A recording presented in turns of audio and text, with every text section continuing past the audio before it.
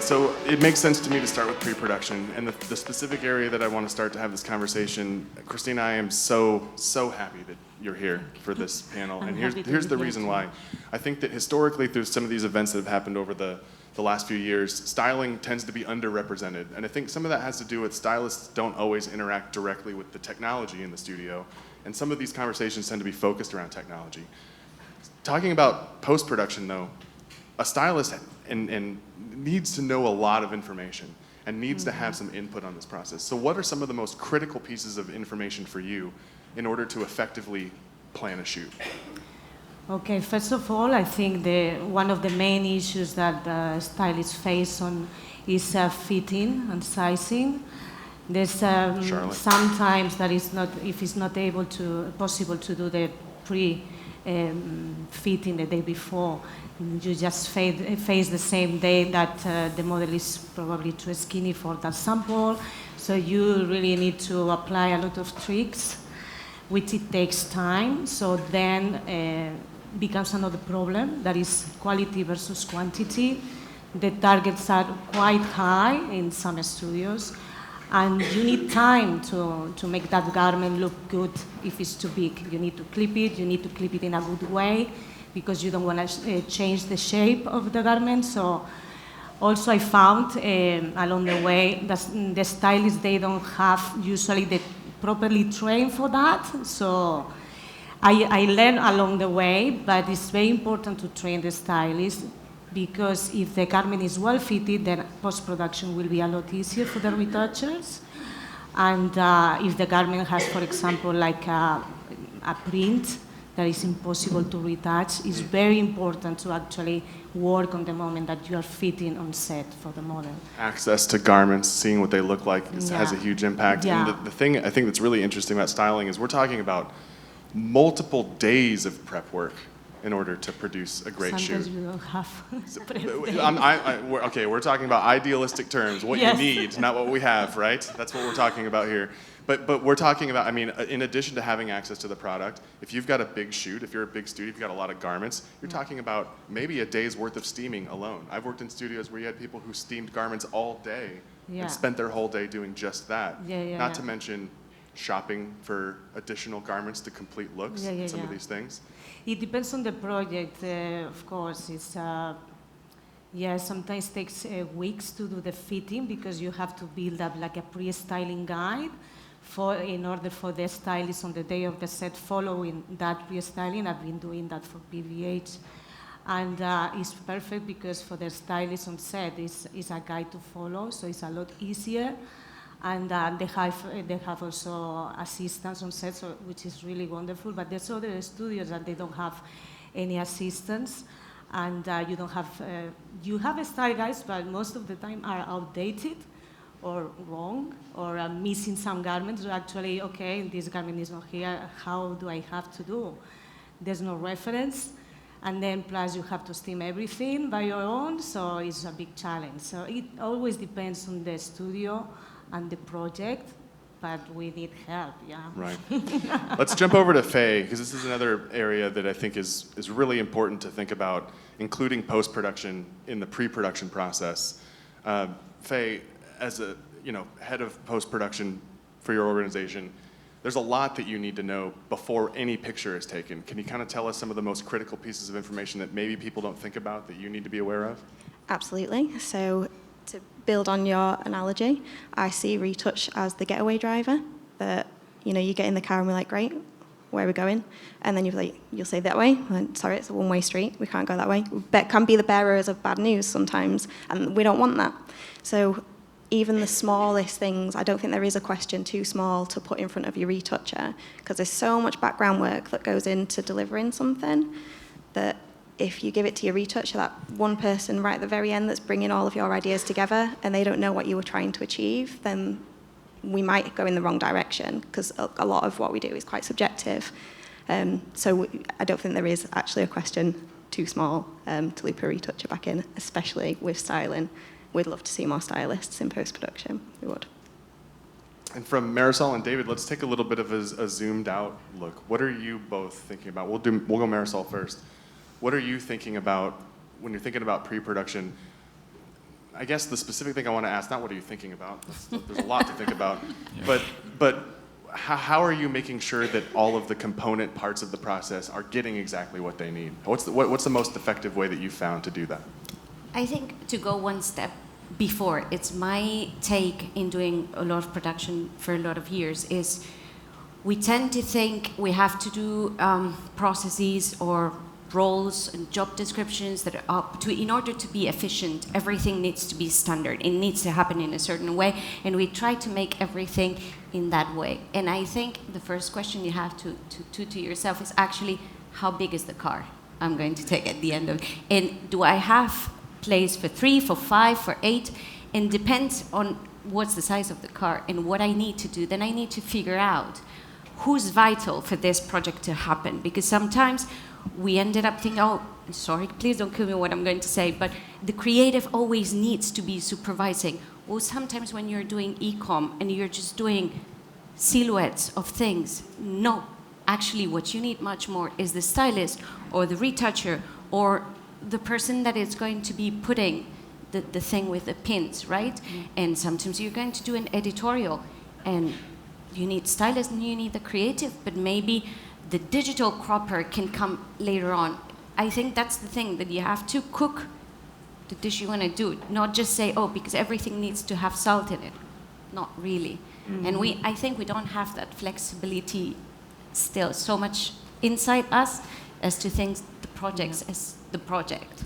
Absolutely, and this heist analogy is getting a lot of mileage on stage. I'm very much there for it. It was a very good one, I have to say. Yeah, that's why I keep reusing it. People are just going to get sick of it. David, same question. Yeah. What are you thinking about?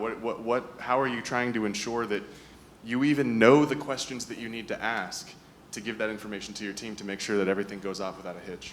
Yeah, so I think it starts, like you said, take a step back.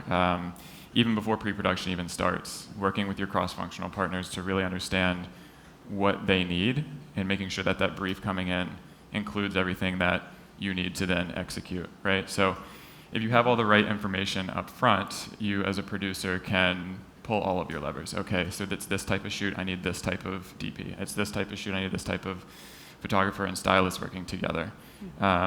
If you don't have that and you're handed sand, all right, and you're trying to build this foundation with something like that, then you're trying to build it on the fly, and then you start to get in closer and closer to the shoot, and you may still be almost in pre-production land when you're actually doing the production. So I think, taking a step back, going up even further than just where production is in pre-production, and make sure you can work with your business partners internally, knowing who to go to, knowing who to work with that can build that rock solid brief for you to then take and run with, whether that's individually for a campaign or seasonally for e-com. Finding those briefing moments, finding those right cross-functional partners to work with so you're getting that information. And if you're missing information, at least you know who to go to and get it quickly. And the last thing I want to talk about before we move into the production phase of the process is similar to styling, hair and makeup. I don't know about anybody else on the stage, but I've sat in pre-production meetings that we spent 30 minutes discussing hair and makeup. There's a lot of problems to solve with hair and makeup. And I want to point out a very, very dear friend of mine, Kathy, seeing a hair and makeup artist in LA. She has a dual role. She does hair and makeup, and she is also a therapist for all of that talent, right? But she can't be an effective therapist if the art director's over there saying, this ponytail's all wrong. We got to do it again. We have to make these decisions. We have to commit to these decisions and then let our teams execute on those decisions. And again, with hair and makeup in particular, that has an actual impact on the imagery. It has an impact on post-production directly. Actually, Faye, talk about that a little bit. Hair and makeup, the choices they make on set affect your job directly. They do. So in a former life, I was a makeup artist as well. So I do think about them a lot in post-production and try and get my team to think about that as well. But colour, representing colour, finding a colour, your hair and makeup artist has chosen that specifically. It's really important that we make sure that that's represented when it comes to post-production. And as we're aware, retouch can be a dirty word at the moment. A lot of people talk about retouch and skin, and everyone's got an opinion on it. So we need to make sure, as businesses running that sort of thing through post-production, that we're all aligned, and that really needs to involve the makeup artist as well. They've got the best eye for detail for that sort of thing. So twofold. Yeah, amazing. So we We've had our meetings. Everybody's got the right information. We're in a perfect world studio. Everybody's ready to go.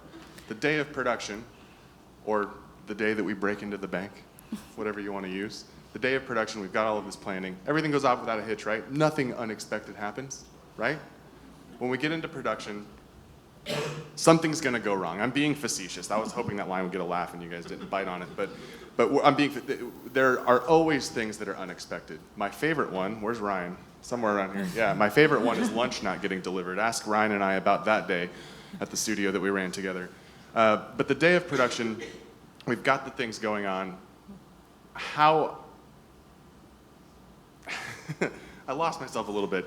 How do we, when things go wrong, everything is about how we react to it. We got to jump in. We got to make sure that we have the right people solving the problems. I'm going to go to David with this one first. How do we do that? Yeah. Tough one. Yeah.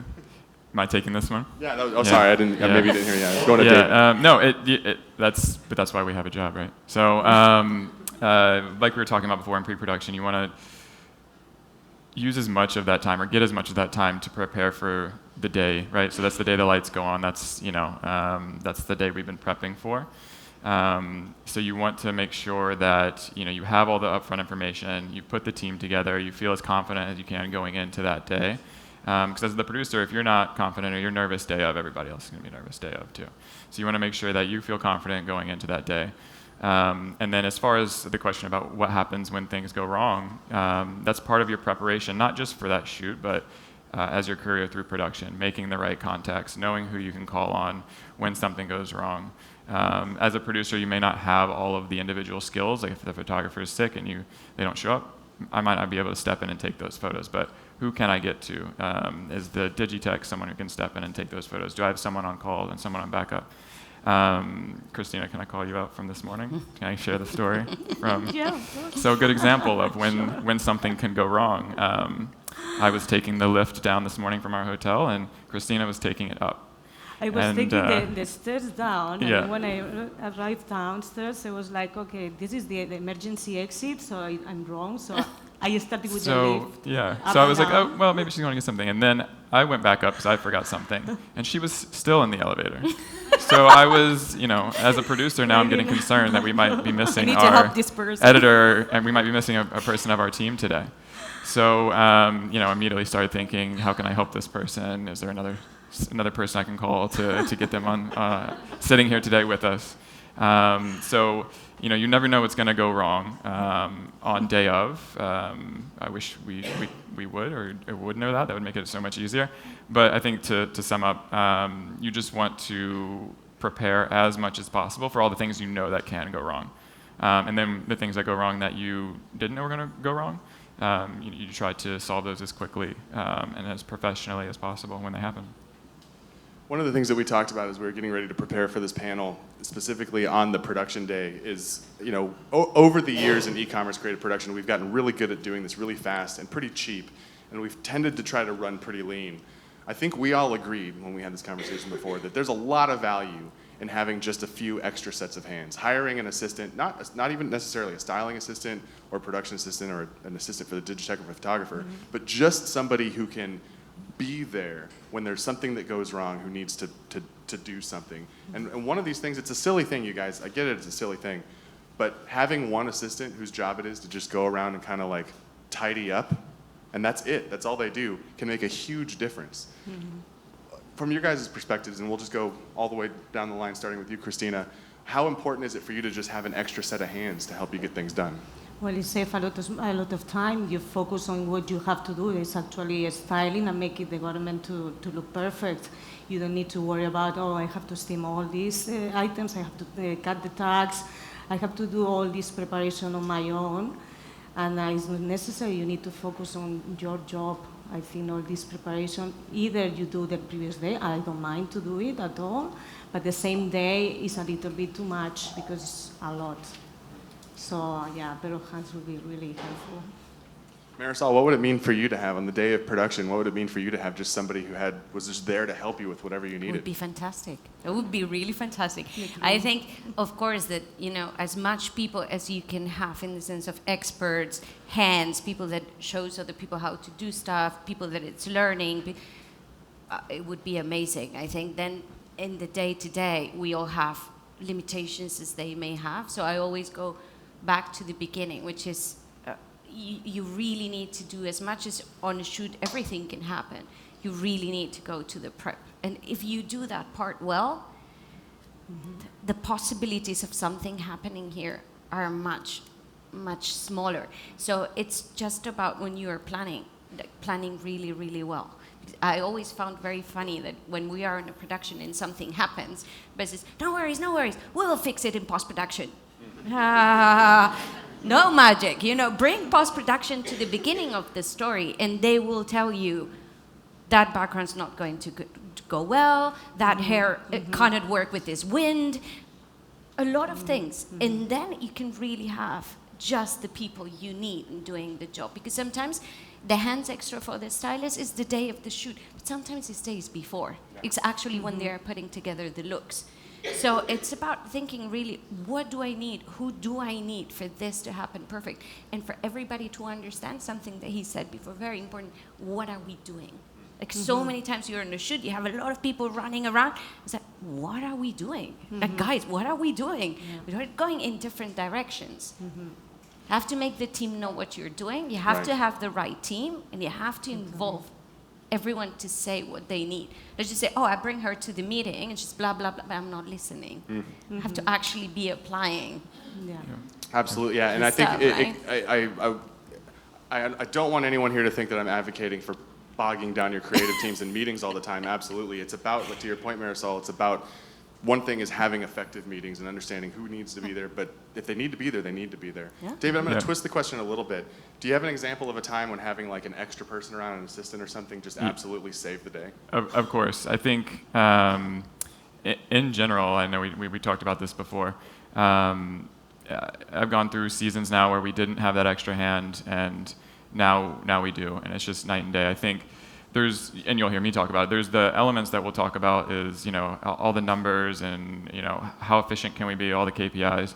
But there's also that human element, how happy people are at your studio as well, right? So if you don't have a happy team, someone's not feeling well about the experience, right? So having that extra set of hands on set, someone that can put equipment away, clean up the studio if needed, do all these little things that just elevate your experience above maybe other studios that people have worked at before, it's invaluable. It's so important to how I run my studio now that I'll never not have that again. Just from little things like DHL walking through the door, but then walking onto a set and saying, do you know where I'm delivering this package when my photographer is trying to shoot something? So if we can avoid those things, right, avoid any interruption on set, or just in general, having that extra person that can handle some of these things that seem almost like nothing when you're talking about them to others that maybe are outside of our industry are really big deals, right? So, I think I'll just sum up by saying it's so important to have a super strong PA, just like it's so important to have a super strong photographer, any part of the team, right? I think the old saying is, you're only as strong as your weakest link, and that's just as true with someone who's at that level versus, someone who's maybe at our level. But you really need a super strong person in that role as well. Faye, I know better than to assume anything about post-production, but I'd love to know from you, having an extra person on your team, whether it's an assistant or somebody who can help you manage the workload a little bit, what does that look like in post-production?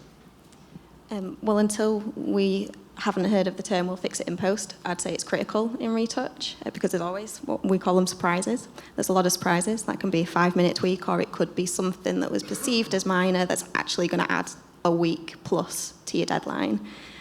So I'd say it's critical in retouch. So we always try and have an extra 10% at least. It's a nice to have. But what we've done is I'm really lucky to have a QC team that can also support with some of the retouching surprises.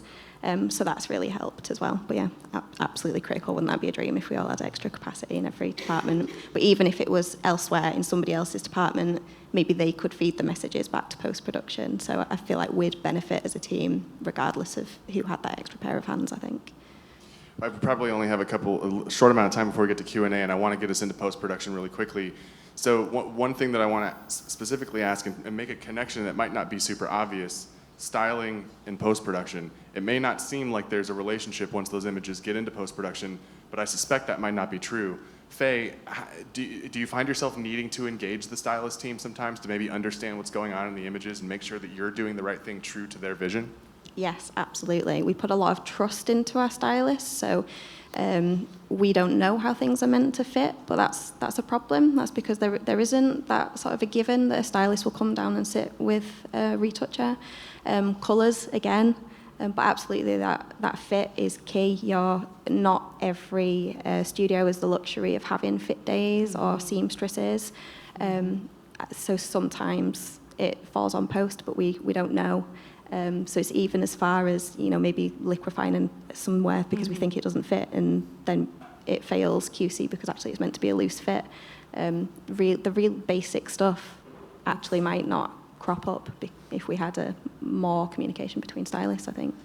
And then similarly for our sort of producer roles in the middle of the group here, your job obviously doesn't end when things get into post-production. You don't pass it off to the retouch team and then it just goes where it needs to go. What does that involvement look like for you guys? Let's go David first. Yeah, I woke up to that email this morning, about exactly what you're talking about. So, this is an example of something that went all the way through the process, but then came back into the process. As much as we do all this pre-production and prepping and making sure that everything is going as smoothly and as well as possible, inevitably someone's not going to like something and it comes back into the process. So, how do we want to tackle that? What is the best way to solve for that? There may never be 100% solved, since some of this is subjective, but, we do want to figure out how to get that feedback into the process at the right time. So, we're currently working through where does that extra feedback come in before we even go into post-production? How do we get these issues we're seeing recurringly fixed, and how do we get these images in front of the right people at the right time? So, we're always working and iterating on that process. I think, it's never something that will be completely fixed. We could come out with a new category and that could introduce a new issue, and how do we want to solve for that? But, we're always looking for ways to improve on that and fix it. But you're right, it's never over, right? Once we deliver the image, we never really hear about the wins, right? If it's quiet, I think that's a win. So, that's how we kind of judge that. Marysol, I want to change it a little bit for you. Post-production and many steps in the process can sometimes, and I don't mean this in a negative connotation, but it becomes a little bit of a bottleneck that needs to be protected. You have to protect that team a little bit. Yeah. You have to protect them, because the reason I thought of this is because David mentioned, notes and feedback and instructions for the retouch team. In order to make sure that our retouch teams can focus on the job they need to do, somebody has to protect that team from too much unwanted input. Yeah. Can you speak a little bit to that? Absolutely. You have to have someone that is going to be taking all the feedback and the changes and everything, and also has the backbone, I would say, to push back on things and go back to the pre and say, well, this was not in the brief. We have to think about this. I think it is very important that someone is filtering what goes through, because also many times it depends on the company you are. But for example, I'm in a company where you get feedback coming from very different places, from the creative team, from the sales team, from directors, and sometimes they contradict each other, most of the times. So you have to be going around and saying, well, but actually, what do you want? Is this or is this? This looks like this looks like that. This costs this costs that. And you have to be managing that, because if not, the stylist, the editor, they would go nuts. They would be spinning on themselves. And I think something very important to think, as what we were thinking, is be very careful to what you think in the pre-production. Oh, it's an added cost because I'm going to have this stylist another day, and da-da-da. It can beat you in the ass at the end, because it's going to be much more expensive to do 17 rounds of retouching rather than having her said, this is not red, it's orange. Very well said. That really speaks to a sort of a professional tenet that I have, which is that all through this process, if you want to be successful in the studio, you have to be aware of the work that you're creating for others. Sometimes it is necessary to create work for others, but if you're creating tons of unnecessary work for people downstream from you, you're costing yourselves a lot of time and a lot of effort, and you're stressing that team out. One last thing, I know we're going to get into Q&A, Alexandra. One last thing, noticeably absent from this conversation, other than David mentioning it once, is KPIs and metrics and things.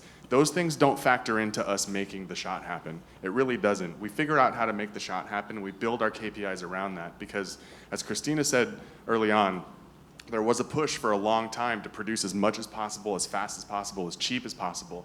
That is shifting dramatically. Studios represent strategic value to their brands and retailers, and we need to give our teams the time and the opportunity to create excellent creative. I shouldn't have used create twice in a row. Sorry about that.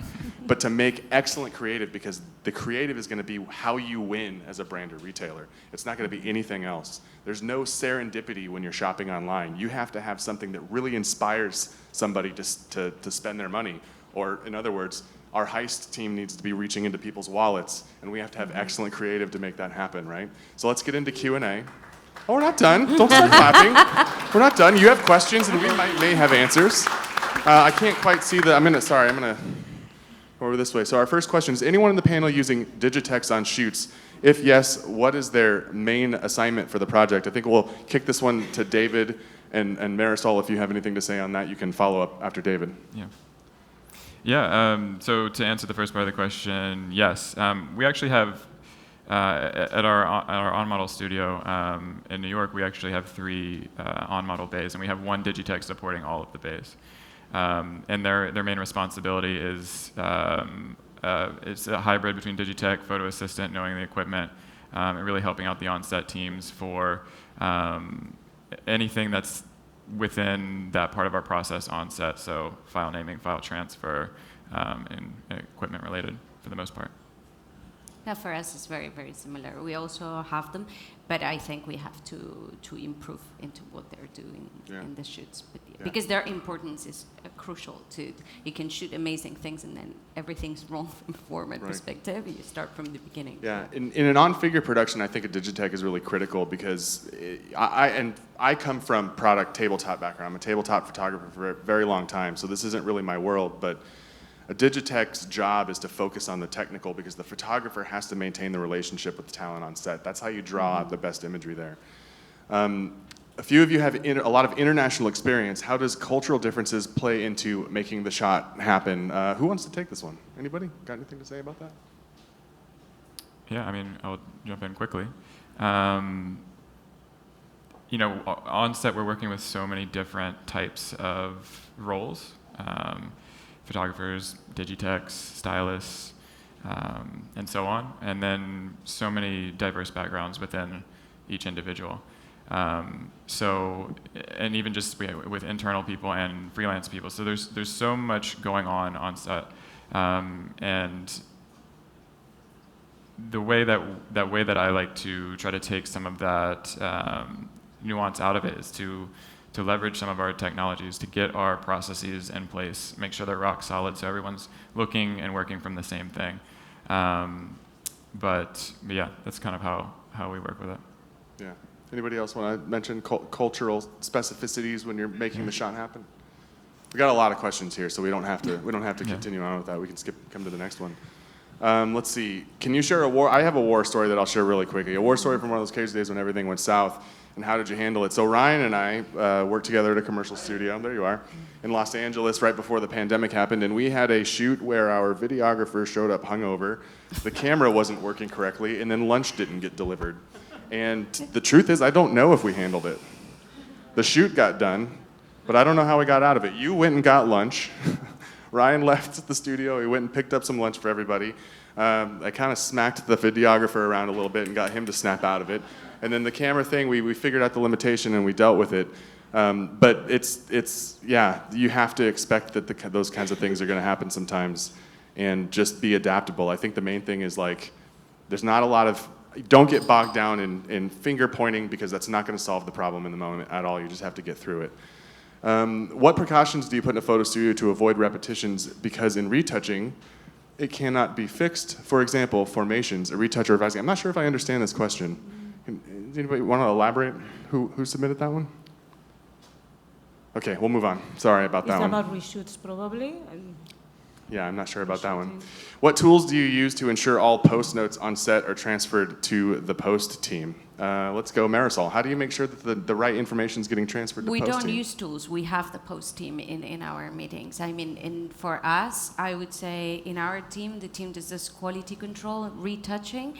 I would say it's kind of one of the backbones of our team. And if we do style guides, they are the ones that will be adding all the technical part. And so their role into what we do is fundamental. So but if you have specific like markups on things from like art directors or things like that, how do you make sure that that's getting through in context? We get them in communication with that team. So, for example, all the notes coming from the art directors, from the shootings, they will send an email to this team, so all the indications for retouching are clear. Faye, what processes have you built to make sure that you're getting the notes in context, in the moment, at the time that you need it? So I won't lie, we really struggle. Our clients have the say. You can't tell your client that they can't use their software that they're used to using. So it's one of our biggest challenges at the moment is actually how do we standardize how our clients work, because we can't tell them to change their processes.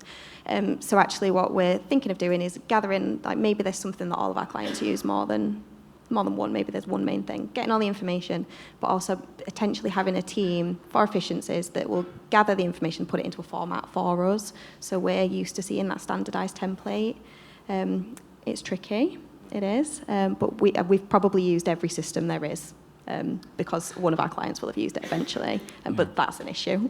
David, I'm going to ask you to answer the same question. Yeah. It's kind of loaded, I know, but please. I think slightly different. We're an in-house team, so we have, I guess, the luxury of not having to learn every single system that every client is using. But yeah, it's still a challenge, right? Even though it's just us, we talked about it a little bit earlier.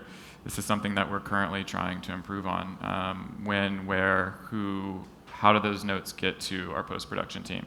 We're currently using our production and post-production workflow software to add notes to it.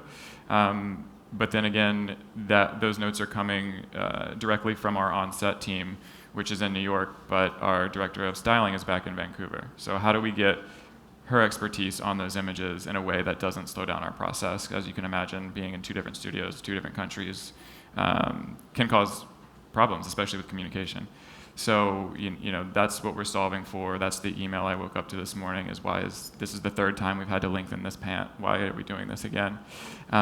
So we want to leverage the technology we're using to put those roadblocks, or not roadblocks, checkpoints in the right place before it even gets to post-production. So they're getting that information up front prior to retouching, and then ultimately that should start to decrease the amount of feedback we're getting on the back end.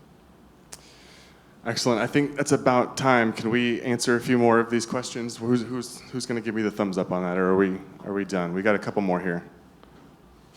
1 minute? Excellent. Okay. Go.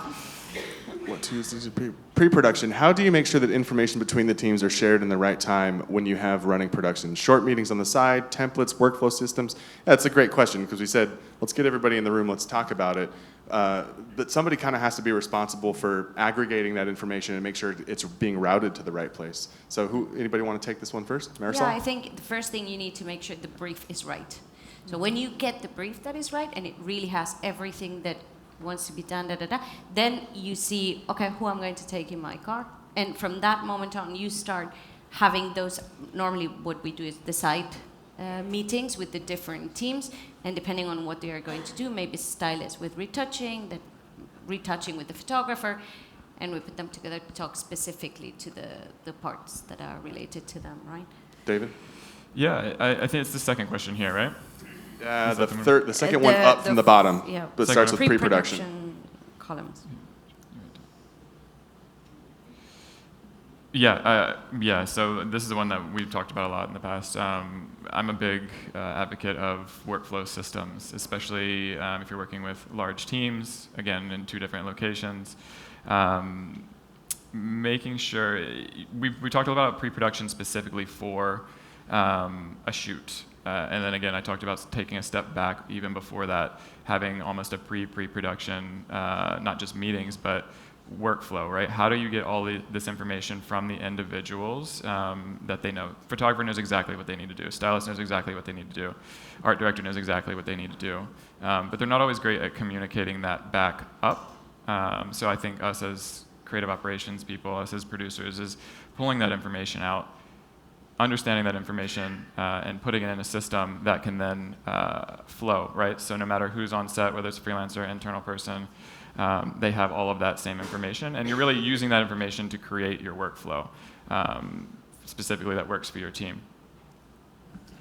Excellent. I think that's probably the time that we have. Everyone on stage, thank you so much for your time and for sharing your expertise. If you want to